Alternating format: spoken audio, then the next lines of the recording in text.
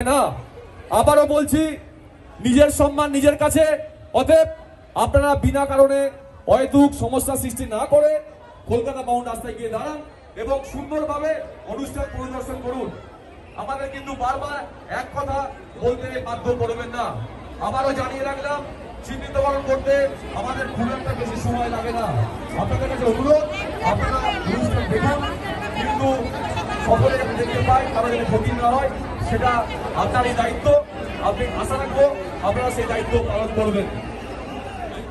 অসংখ্য ধন্যবাদ স্যার। আপনাদের সহযোগিতা ছাড়া এরকম ভাবে ইভেন্টটাকে নামানো সম্ভব নয়, এবং আপনারা যতক্ষণ না পুলিশের সহযোগিতা করছেন আমাদের পক্ষে ইভেন্টটাকে নামানো সম্ভব নয়।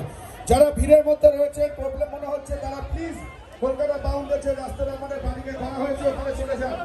ওখান থেকেও সম্পূর্ণভাবে দেখা যেতে পারবে। আপনারা প্লিজ চলে যান।